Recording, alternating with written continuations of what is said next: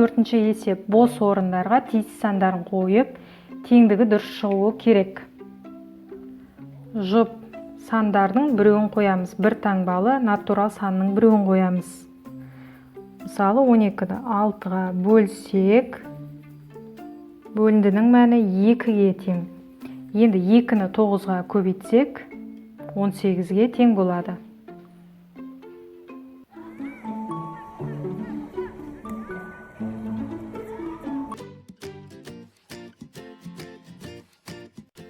Сексен жетінші беттегі үшінші есеп. 523 қосу 770 бөлінген 10 қосу 229. Алдымен жақшаның ішіндегі амал орындалынады, оның ішінде бөлу, содан кейін қосу, ең соңында 229-ды қосатын боламыз. 770 пен 10-ның бөлінісі, бөліндінің мәні 77-ге тең. 523-ке 77-ні қосқанда 600-ге тең. Енді 600 жақшаның ішіндегі орындалған амалдың нәтижесі 600-ға тең.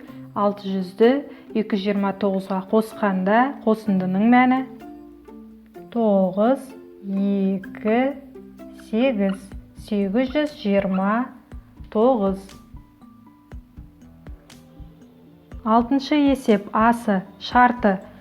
Жиектің ені 2 метр. Ені В әрпімен белгіленеді. Енді 1 метр квадраттан қызанақ 6 килограмм. Барлық жиектен 48 килограмм. Енді А ұзындығын табуымыз керек. Шешуі. Мына формуланы пайдаланамыз. Тік төртбұрыштың ауданын табу үшін ұзындығы мен енін көбейтеміз. Егер ені немесе ұзындығы белгісіз болса, тік төртбұрыштың ауданын оған келесі ұзындығы немесе еніне бөлетін боламыз. Дәл қазір бізге керекті формула, яғни ұзындығын табу. Тік төртбұрыштың ауданын еніне бөлеміз. Бірақ бірден табу үшін бізге алдымен тік төртбұрыш жиектің ауданы керек. Ауданы бізде белгісіз, оны тауып алуымыз керек. Жиектің ауданын табу үшін барлық жиектен қызанақ 1 метр квадрат қызанақтан 6 килограммнан, яғни бөліп табамыз.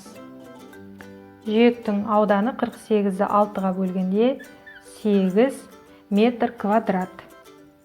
Бұл мәтіндік есебімізде мінекей жиектің ауданы табылды.